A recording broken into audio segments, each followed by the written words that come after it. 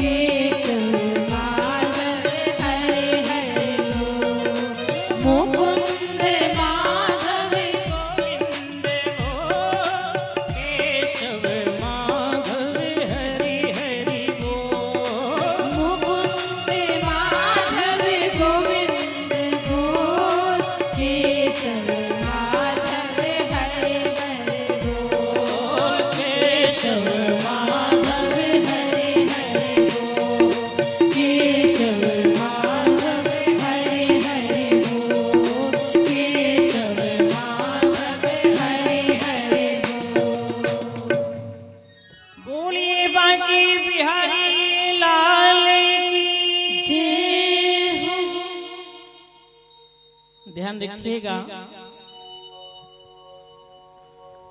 भगवान की मंगलमय कृपा से हम उनकी सुंदर कथा को श्रवण करने हेतु सम्मिलित हुए हैं। कथा का प्रथम दिन कल था, आज द्वितीय दिन है।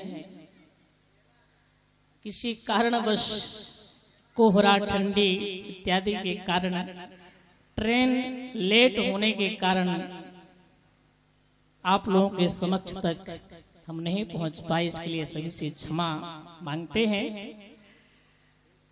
और कल आप लोगों ने श्रीमद् भागवत महापुराण में आचार्य जी के माध्यम से महात्मों को श्रवण किया है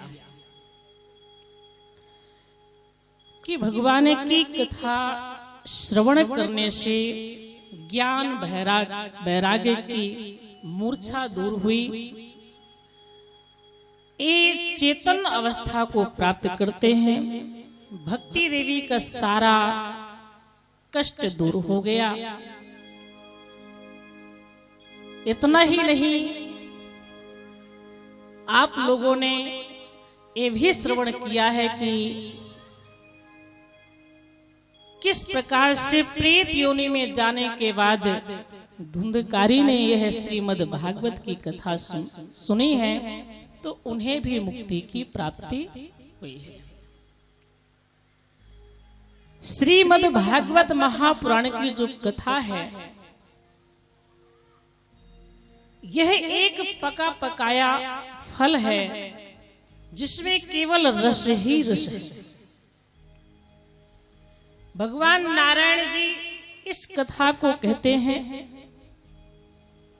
भगवान ब्रह्मा जी के सामने। ब्रह्मा जी ने देवऋषि नारद जी को सुनाई, नारद जी ने भगवान वेदव्यास जी को सुनाई, वेदव्यास जी ने अपने पुत्र सुखदेव जी को सुनाई, और सुखदेव जी ने राजा परीक्षित को सुनाई। निगम कल्प तरोर गलितम फलम, इसमें केवल रस ही रस है। पिबम भागवतम रसमाल्य, ऐसी सुंदर कथा श्री सूत जी महाराज नैमिषारण्य के पावन क्षेत्र में सौनक ऋषियों को भी सुनाते हैं। 88,000 सौनक ऋषि नैमिषारण्य तीर्थ में जब विराजमान थे, तो सूत जी को प्रणाम करके उन्होंने कहा कि आप हमें कथा सुनाइए। क्यों? इसलिए कि जो सौनक ऋषि हैं, ये भगवान की कथा के बड़े प्रेमी हैं। ध्यान रखिएगा, कथामृत रसा स्वाद कुशलः सौनको अब्रवीत। कथामृत रसा स्वाद कुशलः, ये सौनक ऋषि भगवान की कथा सुनने में बड़े प्रवीण हैं, बड़े रसिक हैं। और ध्यान रखिएगा, कथा उसी को सुनाना चाहिए जो प्रेम से सुने। अगर कथा चले और हम सुनने की जगह सोए तब क्या होगा? ब्याह जी का मन लगेगा कथा कहने, न वक्ता का मन लगेगा, न बैठे हुए श्रोताओं का मन लगेगा, तो फिर क्या मतलब? कथा रसिक होना चाहिए। जैसे ये सौनक ऋषि है, कथा अमृत पान करने के रसिक हैं, बड़े प्रवीण हैं, और जिसकी अंदर ये भावना आ जाती है तो समझ लीजिए कि उसी के हृदय में भगवान का वास है। जो प्रेम से भगवान की कथा सुनता है, उसके हृदय में भगवान रहते हैं। आप कहेंगे प्रमाण, तो आप रामचरितमानस में देखिए, जिस समय भगवान श्री राघवेंद्र सरकार अपने माता पिता की आज्ञा से 14 वर्ष वन में रहने के लिए जाते हैं, और जब चित्रकूट की पावन भूमि में पहुंचे, वहां उनका मिलन महर्षि वाल्मीकि जी से हुआ। तो भगवान श्री राम जी ने महर्षि वाल्मीकि जी से एक निवेदन किया, क्या? हे मुनिवर, आप कृपा करके मुझे ऐसा स्थान बताइए जहां पर मैं कुटी बना करके सीता और लक्ष्मण के साथ कुछ दिन तक निवास कर सकूं। भगवान श्री राम जी उनसे रहने के लिए स्थान पूछते हैं, और जब राघव ने स्थान पूछा तो महर्षि वाल्मीकि जी ने 14 स्थान बताए। ध्यान रखिए, 14 स्थान है। उनमें प्रथम स्थान कौन सा है? प्रथम स्थान यही है जो आपकी कथा दिन रात सुनता है, फिर भी उसके कान कभी तृप्त नहीं होते हैं। आप उस भक्त के हृदय में रहिए, इससे अच्छा स्थान आपको कहां मिलेगा? महर्षि वाल्मीकि जी क्या कहते हैं कि जिनके श्रवण समुद्र समान,